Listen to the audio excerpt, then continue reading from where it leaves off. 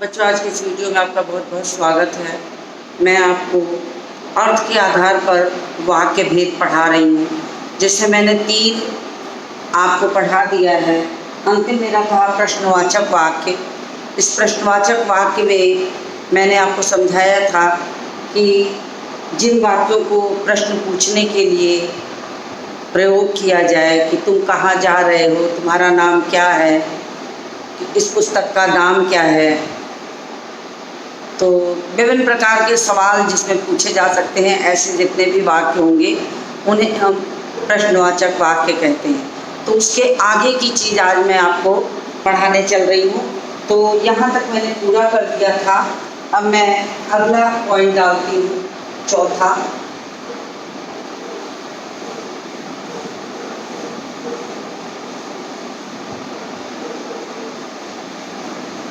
चौथा वाक्य है निषेधवाचक वाक्य। अब निषेध का मतलब ये होता है मना करना या नकारात्मक भाव जिसमें हो, उसे कहते हैं। तो चौथा पॉइंट लिखिए,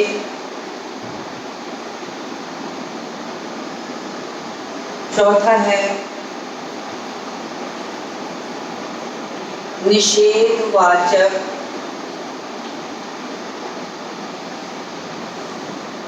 वाक्य। निषेधवाचक वाक्य, निषेध का मतलब ही होता है नकारात्मक, न होने के अर्थ में, जिसे आप नेगेटिव भाव के से समझ सकते हैं। तो जिन वाक्यों में किसी कार्य के न होने की संभावना हो या न होने की स्थिति को प्रकट किया जा रहा हो, उसे हम निषेधवाचक वाक्य कहते हैं। तो इसको लिखिए कि जिन वाक्यों में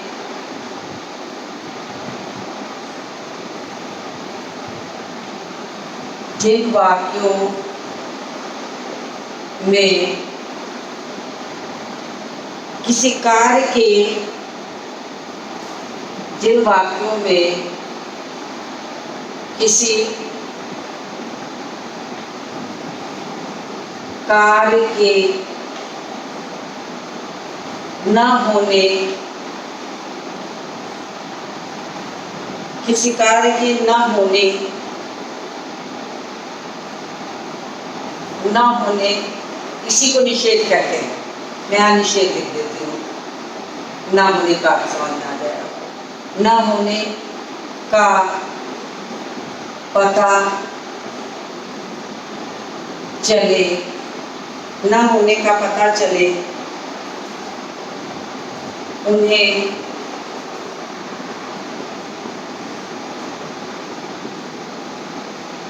निषेध वाचक वाक्य कहते हैं।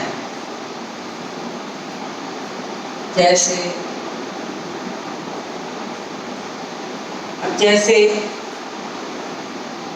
उदाहरण हुआ कि मैं आज विद्यालय नहीं जाऊंगा। मतलब ना होने की यहाँ बात दिखाई जा रही है, तो ये न होने का बोध हो रहा है, तो इसे हम निषेधवाचक वाक्य कहते हैं। छात्रों ने अपना कार्य नहीं किया, यानी नहीं जिस वाक्यों में आएगा वो सारे निषेधवाचक वाक्य में चले जाते हैं। उसमें उससे ये प्रकट होता है कि कार्य न होने की संभावना दिख जाती है, कार्य नहीं होने का पता चल जाता है, तो वहां पर निषेधवाचक वाक्य हो जाता है। मैं झूठ नहीं बोलता। सब जगह देखिए न होने की बात कही जा रही है।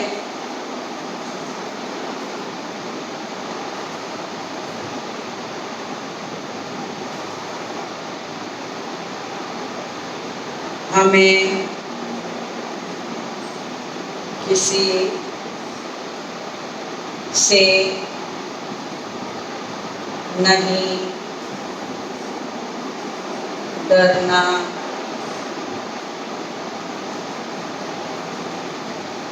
चाहिए।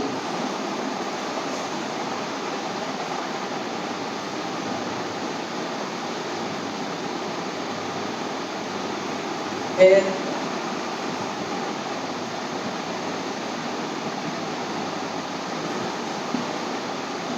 मैं आज खाना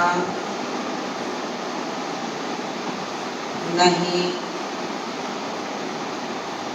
खाऊंगा। मतलब यहाँ कार्य हर एक वाक्य में ऐसा ही हो रहा है कि प्रत्येक वाक्य में कार्य के न होने की बात कही जा रही है कि मैं आज विद्यालय नहीं जाऊंगा, तो पता लग रहा कि कार्य नहीं होगा। फिर छात्रों ने अपना कार्य नहीं किया। तो इन वाक्यों की पहचान इन्हीं से हो जाती है कि सभी वाक्यों में करीब करीब नहीं देखिए सब में आया है, तो आपको अपने आप समझ में आ जाएगा कि ये वाक्य जो है वो निषेधवाचक वाक्य है, तो आपको स्पष्ट रूप से समझ में आ जाएगा। तो ये आप इसका स्क्रीनशॉट ले लीजिए। मैं आपका इंतजार कर रही हूँ और किनारे हट गई हूँ।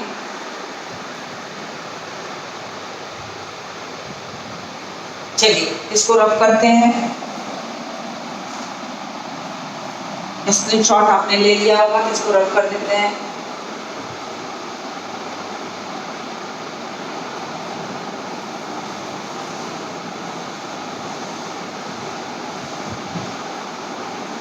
और अगला शुरू करते हैं। आप साथ साथ अपना काम करते चलिए ताकि आसानी से आपका काम भी होता जाए। अगला हो गया इच्छावाचक।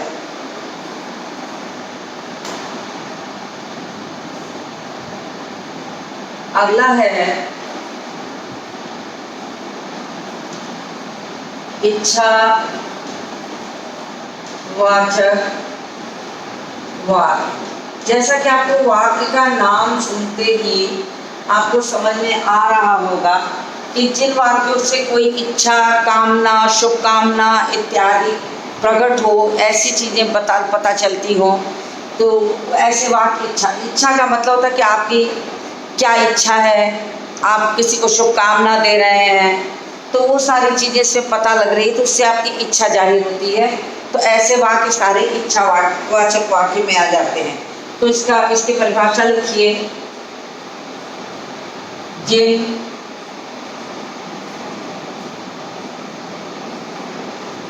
जिन वाक्यों में इच्छा, कामना,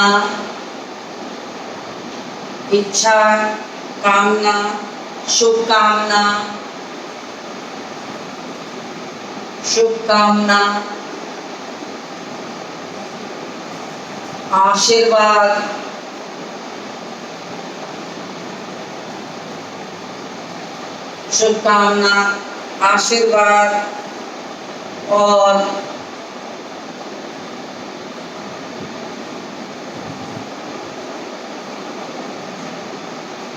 सुझाव का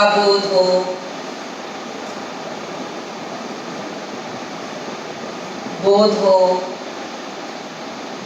उसे इच्छावाचक वाक्य कहते हैं।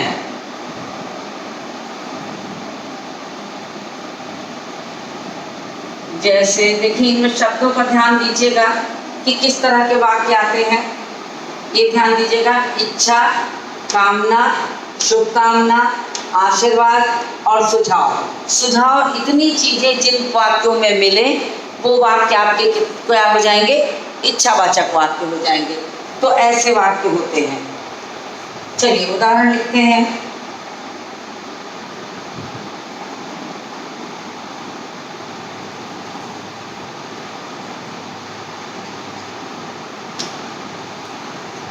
जैसे आपकी यात्रा मंगलमय हो। दूसरा हो सकता है ईश्वर आपको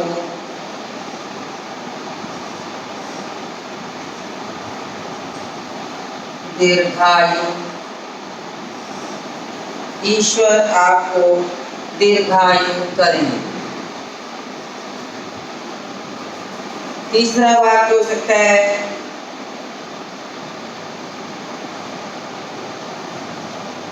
भगवान करें आप सफल सिद्ध हो।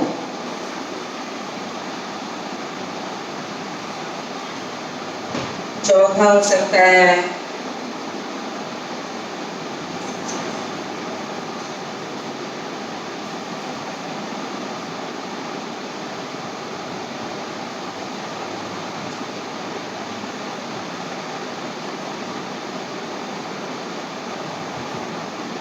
आज हम लोगों को मंदिर चलना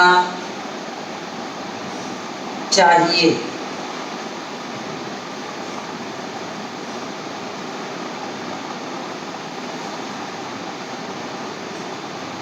तो 4 वाक्य मैंने लिखे, 5वां भी आपको दिखाई देगा नहीं दिखाई देगा, मुझे लगता है 5वां वाक्य नहीं दिखाई देगा।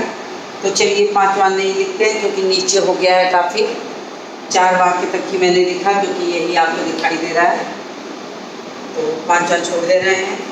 इतने से भी आपको समझ में आ जा रहा है कि सभी वाक्यों में कोई इच्छा, कोई कामना, कोई शुभकामना या आशीर्वाद या सुझाव आदि दिया गया है। तो ये सारे वाक्य जो होते हैं वो आपके इच्छावाचक वाक्य के अंतर्गत आएंगे। तो इसका स्क्रीनशॉट लीजिए, मैं बिल्कुल किनारे हूँ।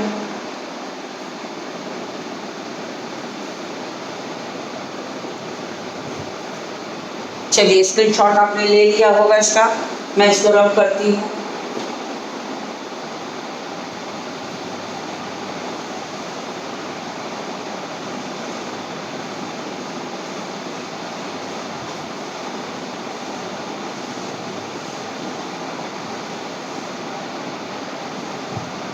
चलिए अगला लिखते हैं संदेहवाचक वाक्य। आपका अगला है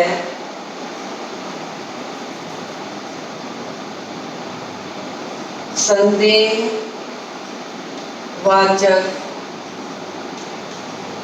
वाक्य।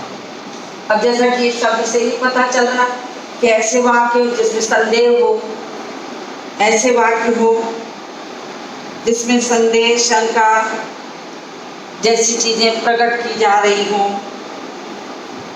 जिन वाक्यों की शुरुआत हम शायद से, संभवतः, यानी वो कार्य का होने में, उस कार्य के होने में संभावना प्रकट हो रही है तो वो संदेह दे रहा, शायद लिखा जा रहा तो वो संदेह दे रहा है। तो ऐसे वाक्यों को संदेहवाचक वाक्य कहते हैं। तो चलिए इसकी भी परिभाषा लिख देते हैं।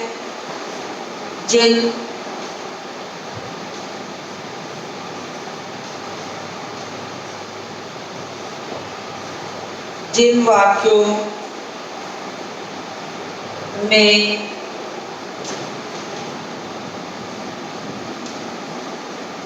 संदेह या शंका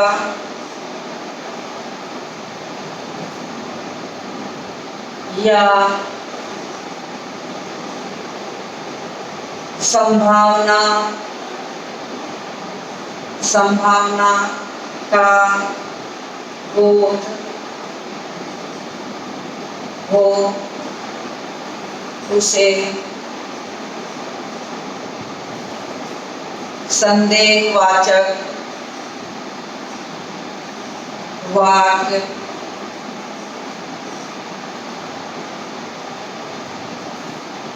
कहते हैं। जैसे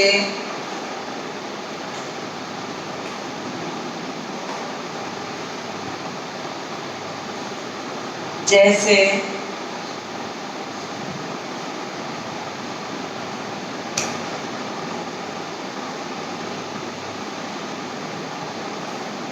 शायद आज वर्षा हो। दूसरा वाक्य हो सकता है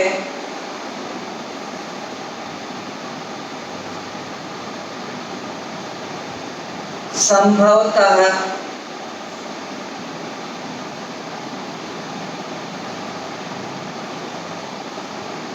मेरे समझाने के बाद वह सुधर जाए। तीसरा वाक्य हो सकता है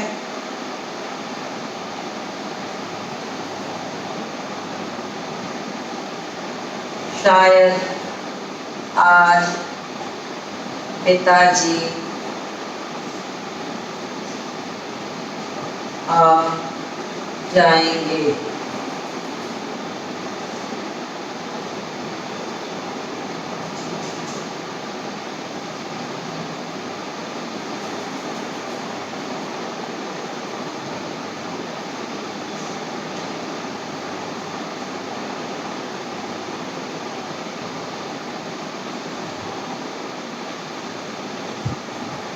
शायद ही वह पास हो।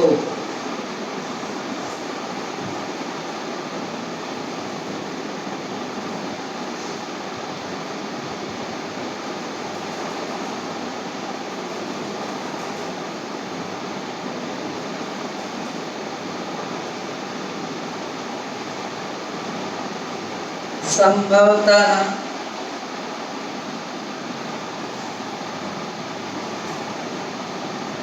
कल से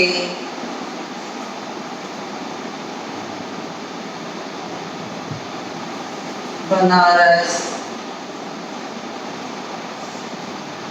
खुल जाए।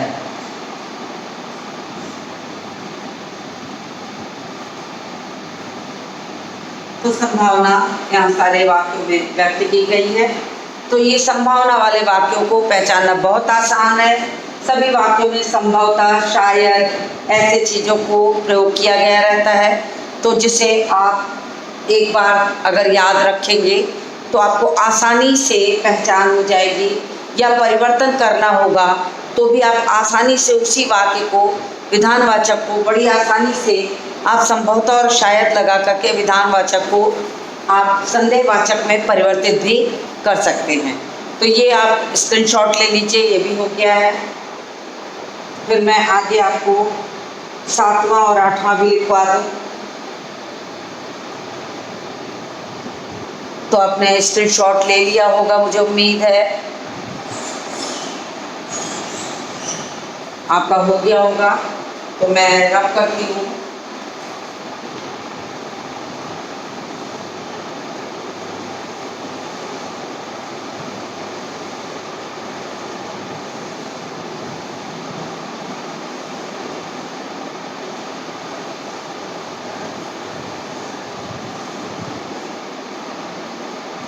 अगला आपका 7वां वाला है विस्मयादि बोधक वाक्य। 7वां है विस्मयादि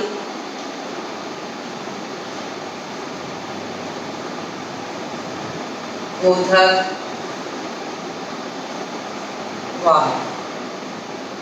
अब जिन वाक्यों में आश्चर्य हो, शोक हो, दुख हो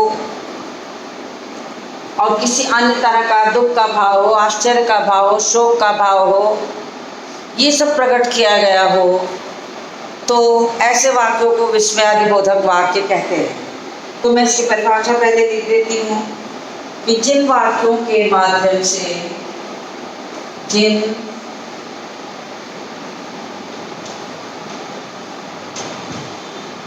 वाक्यों के माध्यम से, जिन वाक्यों के माध्यम से आश्चर्य,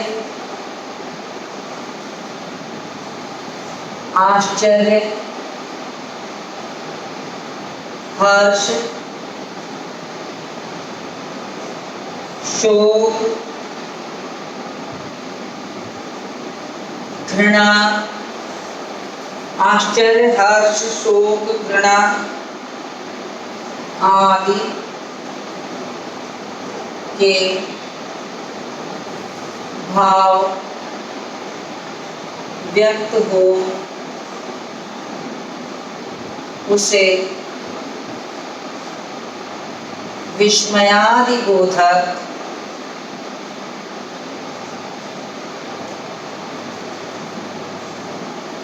वाक्य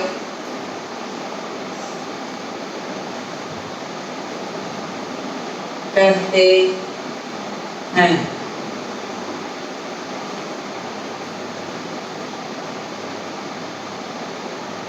उदाहरण लिखते हैं, जैसे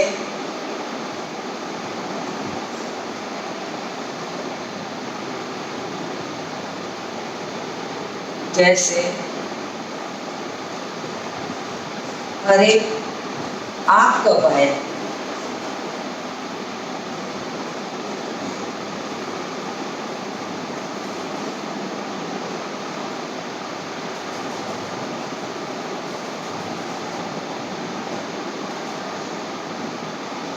वाह,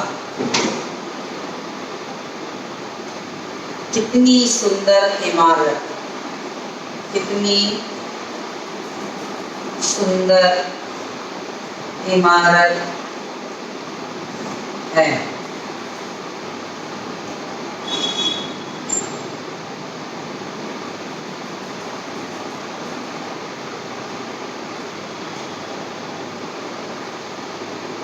वाह,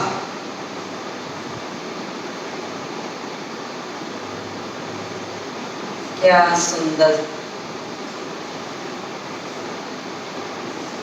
छक्का मारा।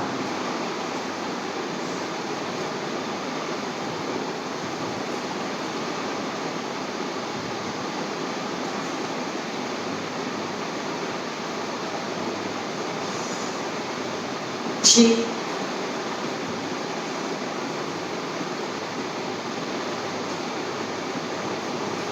इतनी गंदगी में कैसे खड़े हो। देखिए, इस तरीके के जितने भी वाक्य मिलेंगे,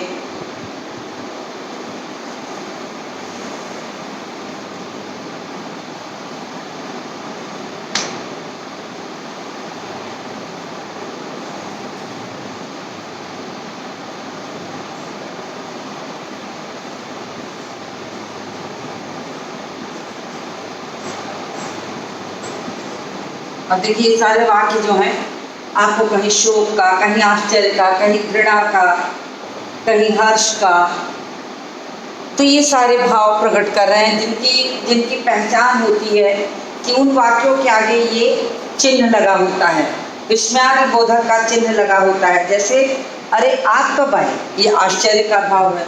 वाह, कितनी सुंदर इमारत है, इसमें एक हर्ष का भाव है। वाह, क्या सुंदर छक्का मारा, इसमें भी हर्ष और आश्चर्य है। फिर छी छी, कितनी गंदगी में, इतनी गंदगी में कैसे खड़े हो, घृणा का भाव। ओह, कितनी बदबू है। तो ये सारी चीज़ें जो हैं आपके हर्ष, शोक, घृणा और आश्चर्य के भाव को प्रकट कर रहे हैं। तो इसका भी स्क्रीनशॉट ले लीजिए, स्क्रीनशॉट लीजिए इसका।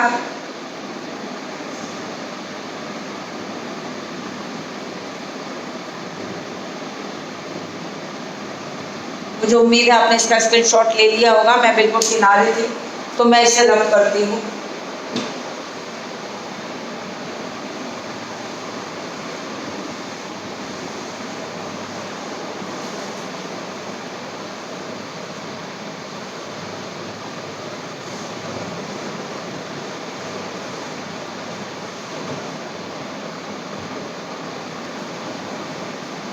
और इसका आखिरी और आठवां जो है संकेतवाचक वाक्य।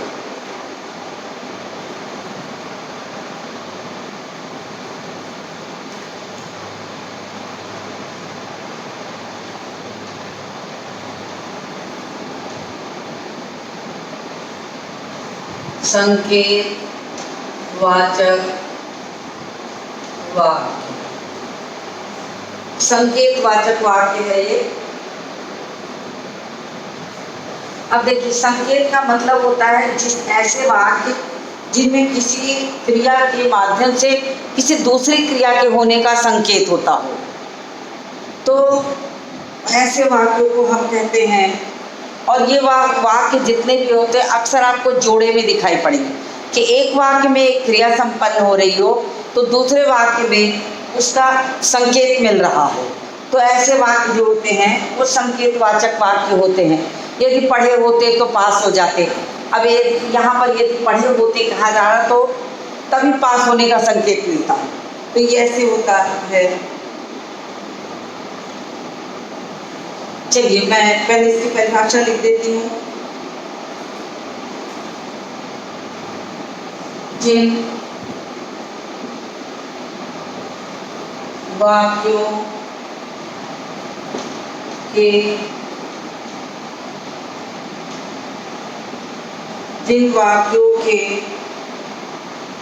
माध्यम से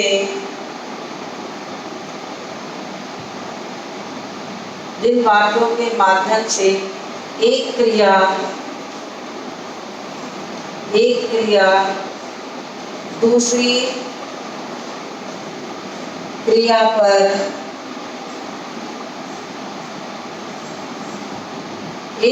दूसरी क्रिया पर निर्भर हो, एक क्रिया दूसरी क्रिया पर निर्भर हो या निर्भर होने का संकेत करे तो ऐसे वाक्यों को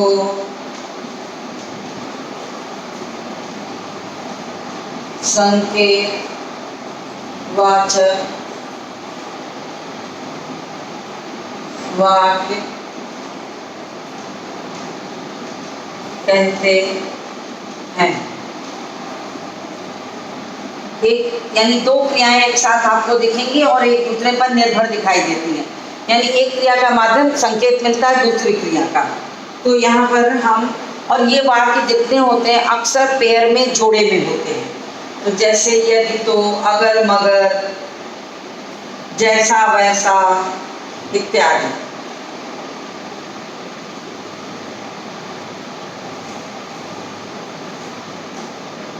चलिए वाक्य लिखते हैं। पहला वाक्य, अगर वह चले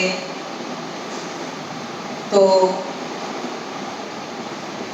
मैं भी चलने को तैयार हूँ। दूसरा है,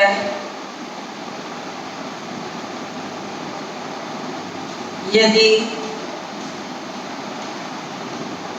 मन लगाकर पढ़ोगे तो पास अवश्य होगे।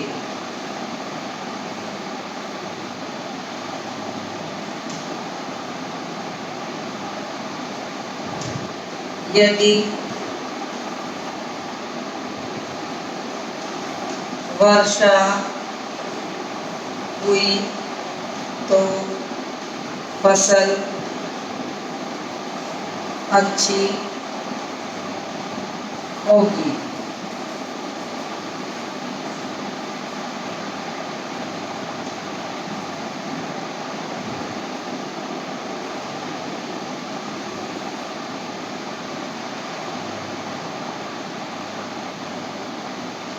यदि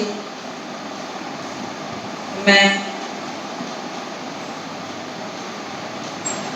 समय से स्टेशन पहुंच जाता तो ट्रेन न छूटती। तो इस तरह के वाक्य होंगे कि दो क्रियाएं एक साथ दिखने लगती हैं, और ऐसे जितने भी वाक्य होते हैं उन समस्त क्रियाओं में हमेशा आपको जोड़े वाले वाक्य जो होंगे वो दिखाई पड़ेंगे। जोड़े में ही हुए वाक्य चलते हैं। तो इस तरह से देखा जाए तो अर्थ के आधार पर जो वाक्य के 8 भेद होते हैं, उन 8 भेदों को मैंने आपको बता दिया है। तो ये 8वां था। इसका भी स्क्रीनशॉट आपने ले लिया होगा, तो मैं बिल्कुल किनारे हूँ, आप स्क्रीनशॉट ले लीजिए ना लिए हो तो यहाँ पर अर्थ के आधार पर वाक्य भेद जो है ये पूर्ण हो गया। अब आपको अभ्यास का कार्य करना है, तो मैं इसके बाद आपको कक्षाओं में इसका अभ्यास भी कराऊंगी। तो आज के इस वीडियो को यहीं समाप्त करती हूँ और मिलती हूँ आपसे अगले वीडियो में।